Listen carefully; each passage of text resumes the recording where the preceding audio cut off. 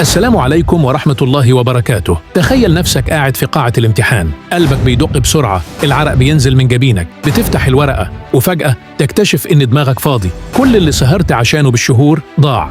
اللحظة دي مش مجرد كابوس، دي حقيقة بتحصل لملايين الطلاب كل سنة. لكن السؤال، هل لازم يحصل ده؟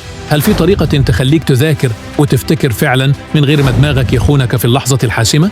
الجواب في خطة لو طبقتها هتخلي دماغك يفتكر أسرع 3 مرات وتذاكر نص الوقت وتخرج من اللجنة مبتسم. في الفيديو ده هديك الخطة كاملة، أسرار مش موجودة في أي كتاب ولا بيقولها لك حد. أنا مش جاي أقول لك تحفظ جدول ممل أو تسهر 12 ساعة، أنا جاي أوريك إزاي دماغك يشتغل معاك مش ضدك، إزاي تخلي المذاكرة عادة ممتعة بدل ما تبقى عذاب يومي. فخليك معايا للآخر، لأن دقيقة واحدة هنا هتوفر لك ساعات من عمرك وممكن تغير مستقبلك كله. أحمد طالب عادي زي أي واحد فينا، كان بيذاكر بالساعات، يسهر للصبح، يضغط على نفسه، لكن في كل امتحان ينسى، يتلخبط وتضيع منه الدرجات. كان يحس إنه فاشل رغم إنه بيجتهد.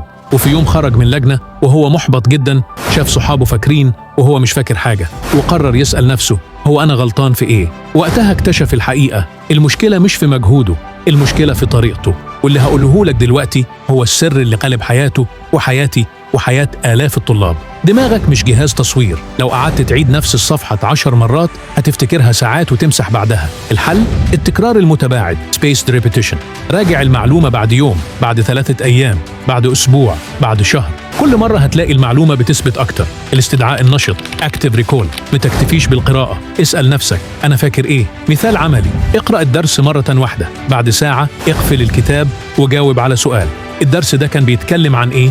حتى لو نسيت، المحاولة نفسها بتقوي الذاكرة. دي نفس الطريقة اللي بتستخدمها أكبر الجامعات زي هارفارد في تدريب طلابها. الإنسان بيفتكر القصص 22 مرة أكتر من أي معلومة عادية، يعني بدل ما تحفظ أرقام وتواريخ ناشفة حولها لقصص وصور. مثال، عايز تفتكر إن الحرب العالمية الأولى بدأت سنة 1914؟ تخيل فيلم سينمائي عن قنبلة انفجرت والرقم 1914 مكتوب على الحيطة. مثال تاني، في الفيزياء قانون نيوتن عن القصور الذاتي. تخيل عربية ماشية بسرعة وفجأة فرملت والشنطة اللي ورا طارت لقدام. كل ما المعلومة تبقى صورة أو مشهد في دماغك هتفتكرها أسرع وأقوى. الطلاب بيضيعوا نص وقتهم في الفوضى، يفتح كتاب، يسيب، يفتح موبايل، يتشتت. السر مش في عدد الساعات، السر في إدارة الساعات. تقنية البومودورو، 25 دقيقة تركيز كامل، 5 دقائق راحة، كرر 4 مرات، خد بريك أطول، ابدأ دائما بأصعب مادة. ولو أسبوعك مليان دروس اعمل خطة أسبوعية مش يومية، ده يديك مرونة وتضمن الاستمرارية حتى لو يومك اتلخبط. أكتر عدو بيدمر تركيزك هو الموبايل. 48% من الطلاب قالوا إنه السبب الأساسي للفشل في المذاكرة. الحل مش إنك ترميه، الحل إنك تتحكم فيه. 1. اقفل الإشعارات. 2.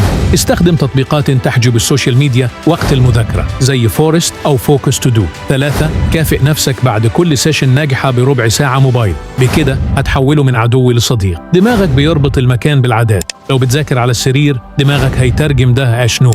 اعمل ركنا ثابتا للمذاكرة، مش لازم مكتب فخم، ركن صغير بإضاءة كويسة كفاية. خلي أدواتك كلها جاهزة قبل ما تبدأ، وابدأ دايما بروتين قصير يدي دماغك إشارة، كوباية مية، 5 دقايق، مراجعة للي فات، بعدين ابدأ الجديد. التكرار بيخلق عادة، والعادة بتخلق إنجاز. الناس فاكرة إن النجاح دي مذاكرة يوم كامل 12 ساعة، لكن الدراسات بتقول الاستمرارية أهم 10 مرات من الكمية. لو ذاكرت ساعة واحدة يوميا بتركيز في السنة هيبقى عندك 365 ساعة، يعني أكتر من 15 يوم مذاكرة متواصل بتركيز. السر مش في قوة يوم، السر في تراكم أيام صغيرة بتعمل فرق ضخم. الخلاصة، قبل ما يفوت الأوان اتعلم إزاي تذاكر بذكاء. الموضوع مش قد إيه تذاكر، الموضوع إزاي تذاكر. ابدأ النهاردة بخطوة بسيطة، جرب اكتيف ريكول أو خطط بجداول البومودورو أو نظف مكان مذاكرتك. خطوة صغيرة ممكن تغير مستقبلك كله. لو الفيديو ده فرق معاك شاركه مع صاحبك اللي محتاج يسمع الكلام ده دلوقتي.